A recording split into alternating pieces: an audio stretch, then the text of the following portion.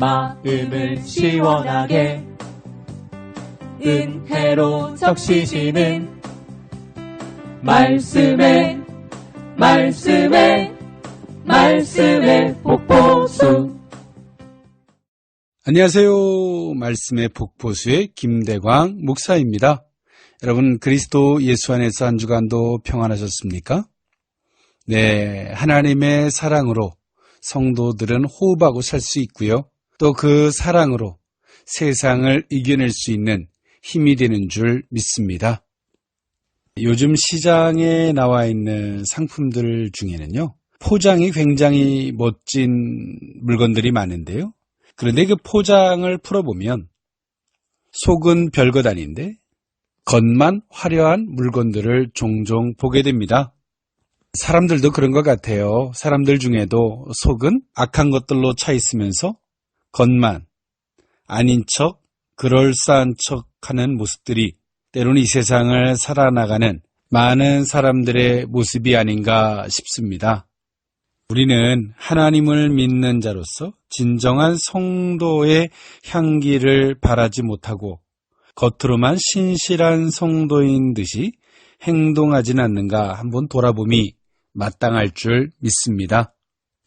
네, 진정한 신앙은 겉모습이 아닌 그 중심, 그 마음에 달려있기 때문이겠죠. 네, 오늘은 지난주에 이어서요, 마태복음서 14장 1절에서부터 12절에 있는 말씀을 가지고 은혜를 나눠보고자 하는데요. 본격적인 은혜를 나누기에 앞서서 찬양 하나 듣고 오고자 합니다. 네, 그렇죠. 하나님의 약속은 신실하시고요. 하나님께서 그 약속을 믿는 자들에게 반드시 그 약속을 이루시는 영광을 보여주실 줄 믿습니다. 예수님도 약속의 주로 오셨던 것처럼 말입니다. 오늘 본문 마태복음서 14장 1절에서부터 12절에 있는 말씀이죠. 제가 봉독해 드리고자 합니다. 1절, 그때의 본붕왕 헤롯이 예수의 소문을 듣고 그 신하들에게 이르되 이는 세례 요한이라. 그가 죽은 자 가운데에서 살아났으니 그러므로 이런 능력이 그 속에서 역사하는도다 하더라. 전에 헤롯이 그 동생 빌립의 아내 헤로디아의 일로 요한을 잡아 결박하여 옥에 가두었으니 이는 요한이 헤롯에게 말하되 당신이 그 여자를 차지한 것이 옳지 않다 하였음이라. 5절, 헤롯이 요한을 죽이려 하되 우리가 그를 선지자로 여김으로 그들을 두려워하더니 마침 헤롯의 생일이 되어 헤로디아의 딸이 연석 가운데에서 춤을 추어 헤롯을 기쁘게 하니 7절, 헤롯이 맹세로 그에게 무엇이든지 달라는 대로 주겠다고 약속하거늘 그가 제 어머니의 시킴을 듣고 이르되 세례 요한의 머리를 소반에 얹어 여기서 내게 주소서 하니 왕이 근심하나 자기가 맹세한 것과 그 함께 앉은 사람들 때문에 주라 명하고 사람을 보내어 옥에서 요한의 목을 베어 그 머리를 소반에 얹어서 그 소녀에게 주니 그가 자기 어머니에게로 가져가니라. 12절, 요한의 제자들이 와서 시체를 가져다가 장사하고 가서 예수께 아뢰니라. 네, 오늘 본문은 세례 요한의 순교에 대해서 자세하게 보여주고 있는데요. 헤롯 안디바가요, 자신의 이복 동생 빌립의 아내 헤로디아를 첩으로 삼은 사건을 강력하게 세례 요한이 비판했지요. 이 비판으로 세례 요한은 투옥을 당했고요. 이 세례 요한은요, 초대된 손님들 앞에서 자기 체면을 세우려는 헤롯에 의해서 죽임을 당하게 됩니다. 네, 세례 요한의 이 죽음은 인간적으로 보면 억울하고요. 화가 날 만한 일이기도 하겠지만 오늘 세례 요한의 죽음은 그의 사역이 끝나고 이제 예수님의 사역이 전개되어지는 과정에서 있었던 일입니다. 즉 다시 말해서 이 모든 일이 우연처럼 보이고 세상의 악독함처럼만 보이지만 하나님의 섭리, 그 주권 속에서 이 모든 일이 있었다라고 하는 사실을 우린 기억해야 할 필요가 있습니다. 인간적으로만 모든 것들을 바라보면 억울하고 화가 나고 비참할 수가 있겠죠. 그러나 하나님의 주권, 섭리 안에서 바라본다면 세례 요한의 이 순교는 이미 예언되었던 것이었고요. 하나님의 나라, 그 역사 속에서 세례 요한의 사역은 여기까지였다는 것이죠. 그러나 가룟 유다와 같이 헤롯 안디바는 악의 도구로 쓰임을 받아 세례 요한의 순교에 악의 도구가 된다라고 하는 것은 너무나 그 사람의 입장에서 보면 불행한 일이라 볼 수밖에 없겠죠. 네, 내용을 한번 좀 더 정리를 해볼까요? 우리에게 주어지는 그 모든 인간사 속에 그 중심에 하나님의 주권, 그 섭리가 있다는 것을 우리는 기억했으면 좋겠고요. 인간사 속에서만 모든 것들을 바라보게 된다면 우리는 하나님이 계시지 않는다, 때론 하나님은 없다라고 하는 불신이 생길 수밖에 없을 것입니다.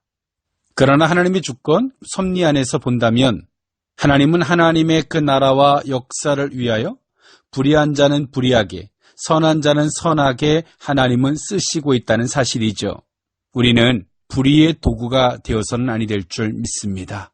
선의 도구로서 하나님의 영광과 그 뜻을 다하는 거룩한 도구의 순종의 삶을 살아야 할 줄 믿습니다. 네, 오늘 본문을 좀 자세하게 들여다보면요, 다음과 같은데요.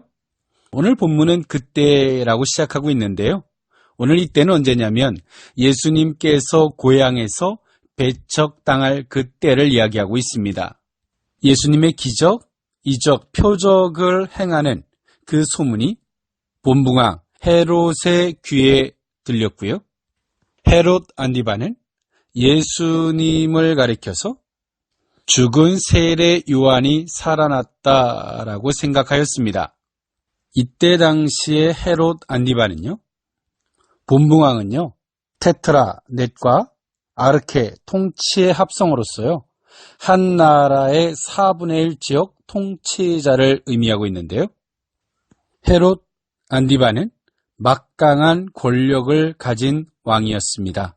그 막강한 권력을 가진 헤롯 안디바에게 세례 요한은 헤롯이 그 동생 빌립의 아내 헤로디아의 일로 요한을 잡아 결박하여 옥에 가두었으니라고 마태복음서 14장 3절에 말해주고 있는데요. 헤롯 빌립 1세로서 헤롯 안디바의 이복 동생이죠. 그 이복 동생의 부인을 헤롯 안디바가 취한 것입니다. 이것을 지적하는 세례 요한을 헤롯 안디바는 잡아서 감옥에 가뒀고요. 자신의 잘못을 지적하는 세례 요한을 죽이고 싶었지만 한 나라의 4분의 1을 통치하는 본붕왕으로서 사람들의 눈치를 살필 수밖에 없었던 것 같은데요. 많은 사람들이 세례 요한을 가리켜서 마태복음서 14장 5절에 세례 요한을 선지자로 여겼으므로 그들을 두려워해서 세례 요한을 죽일 수 없었다라고 성경은 말해주고 있습니다. 그런데 헤롯 안디바의 생일이 되었을 때요, 잔치가 열렸고요. 이복 동생 빌립과 헤로디아의 딸 살로메가 춤을 추게 되었는데요. 마태복음서 14장 6절에 마침 헤롯의 생일이 되어 헤로디아의 딸이 연석 가운데서 춤을 추어 헤롯을 기쁘게 했다라고 성경은 말해주고 있습니다. 헤로디아와 그의 전 남편 헤롯 빌립 1세 사이에서 태어난 살로메가 춤을 춘 것인데요. 이때 당시의 춤은요, 고대 유대 사회에서 궁실에서는요, 몸에 걸친 얇은 옷을 벗어가면서 음란한 춤을 추었습니다. 살로메는 그 연석에서 음란한 춤을 추며 얇은 옷을 벗어가며 춤을 추었습니다. 헤롯 안디바는 그것을 보고 기뻐했다라고 성경은 말해주고 있는데요. 그리고 헤롯 안디바는 7절에 헤롯이 맹세로 그에게 무엇이니 달라는 대로 주겠다라고 약속을 하게 됩니다. 세례 요한의 그 죄에 대한 지적을 가장 부담스러워했던 헤롯 안디바와 살로메의 어머니 헤로디아가 가장 세례 요한의 죄를 지적하는 것을 불편해했을 것입니다. 헤로디아가 그 딸을 시켜서 세례 요한의 머리를 소반에 얹어서 내어달라라고 왕께 요청을 하게 되죠. 살로메 어미의 잔인함, 그 말을 주저없이 따라 행하는 살로메의 그 딸의 악함. 헤롯 안디바가 9절에 보니까 왕이 근심하나 자기가 맹세한 것과 그 함께 앉은 사람들 때문에 주라 명했다라고 이야기해주고 있는데요. 헤롯 안디바의 완악함, 명예, 오늘 이것이 세례 요한을 죽게 하였죠. 그것이 얼마나 잔인했냐면 10절에 보니까 사람을 보내어 옥에서 요한의 목을 베어 그 머리를 소반에 얹어서 그 소녀에게 주니 그가 자기 어머니에게로 가져가니라 라고 성경은 말해주고 있습니다. 죄에 대한 합리화, 인간의 완악함의 결과가 세례 요한의 죽음으로 나타나게 된 것이죠. 헤롯 안디바 왕은 근심했다라고 14장 9절에 나오는데요. 헤롯이 근심한 것이 정확하게 무엇이었는지는 분명하진 않습니다. 그러나 그는 요한이 의로운 자임을 알기에 그를 죽이는 것 자체에 대해서 양심의 가책을 받았던 것 같습니다.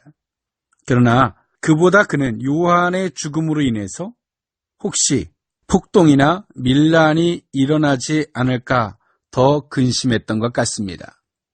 네, 인간의 잔인함의 그 끝이 어딘지를 너무나 적나라하게 보여주고 있는데요. 사람이 죄를 범할 수는 있지만 그것을 인정하려고 하지 않으면 사단의 노예가 될 수밖에 없고요. 사단은 그런 자를 사용해서 또 다른 죄악을 범하게 만드는 악의 도구로 쓰임받을 수밖에 없다는 것이죠. 이때 당시에 분봉왕이었던 헤롯 안디바는 자신이 잘못도 했지만 그 세례 요한을 죽임에 있어서 그도 주저했던 부분이 있습니다. 그것이 세례 요한의 의로운 사람이라고 여겼던 아니면 선지자라고 여겼던 사람들의 폭동 때문에 고민했던 간에 말입니다. 그러나 오늘 헤롯 안디바는 불의의 도구가 되고 있다는 사실이죠. 세례 요한을 죽이고 나서도 오늘 헤롯 안디바가 그 마음에 찜찜함, 또 그 양심이 자유롭지 못했던 것 같습니다.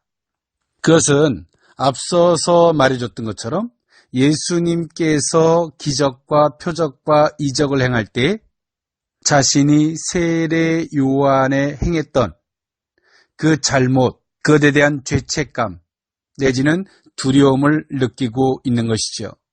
그래서 오늘 헤롯 안디바는 예수님의 소식을 들었을 때 마태복음서 14장 2절에 그 신하들에게 이르되 이는 세례 요한이라 그가 죽은 자 가운데서 살아났으니 그러므로 이런 능력이 그 속에서 역사하는도다 하더라라고 헤롯 안디바 본붕왕은 그 신하들에게 말하고 있는 것입니다. 죄악에 대한 합리화를 위하여 또 그 죄악에 대한 정당성을 위하여 세례 요한을 죽였지만 여전히 그 마음에서 자유롭지 못하고 있었던 오늘 헤롯 안디바의 모습을 볼 수 있는데요.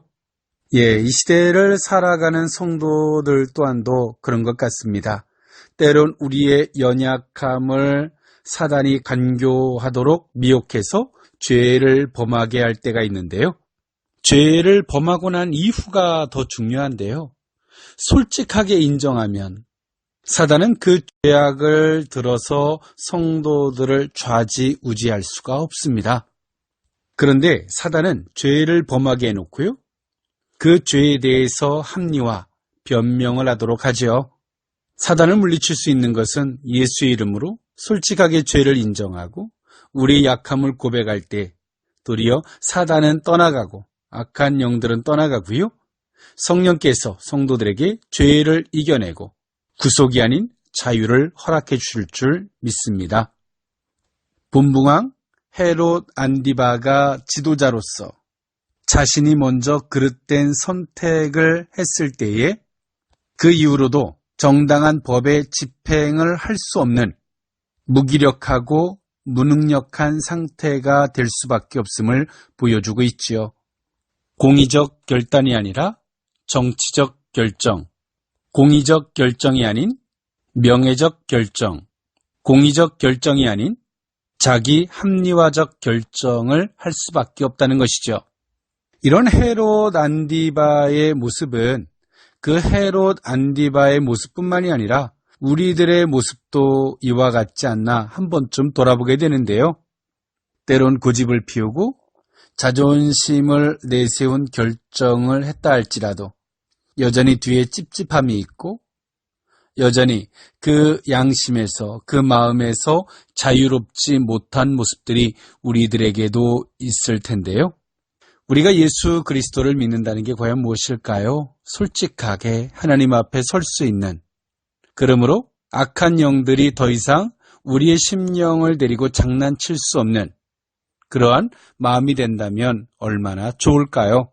한번 그런 결단을 할 수 있는 거룩한 용기가 오늘 이 시대를 살아가는 모든 크리스찬들에게 있어야 할 줄 믿습니다. 네, 이 세례 요한의 죽음만 보면 헤롯, 그리고 헤로디아의 사악함, 그 딸의 살로메의 요청, 이 모든 것을 보면, 인간사를 중심으로 보면 세례 요한의 죽음은 어처구니 없는 죽음이고요, 억울한 죽음이고 슬프고 가슴 아픈 죽음일 수밖에 없다는 것이죠. 그런데요, 그 모든 인간사 그 중심에 일하시는 하나님의 역사를 볼 수 있는 안목이 있어야 할 줄 믿습니다. 그럴 때 우리는 우리 속에 억울함도요, 또 감정이 그 속에 개입됨도 없을 줄 압니다. 이미 세례 요한의 사역이 여기까지고요.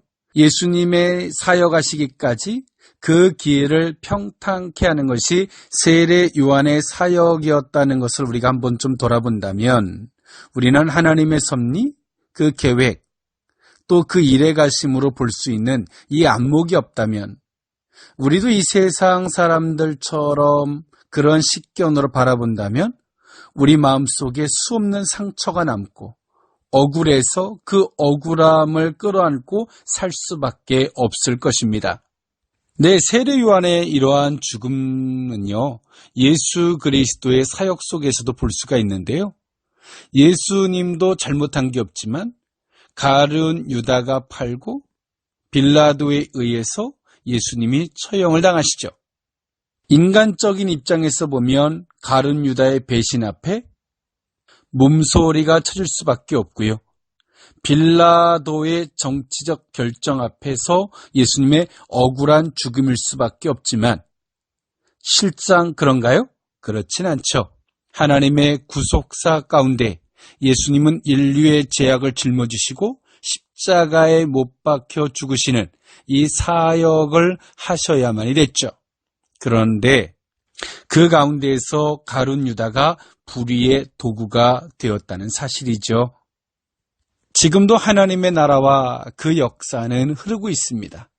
그런데요, 그 역사 속에서 때론 악한 자는 악의 도구로, 선한 자는 선의 도구로 쓰임받고 있다는 것을 우리는 기억할 수 있어야 할 줄 믿습니다. 우리는 결단코 불의의 도구가 되어서는 아니 될 줄 믿습니다. 네, 저는 찬양 하나 들으면서 물러가고자 하는데요.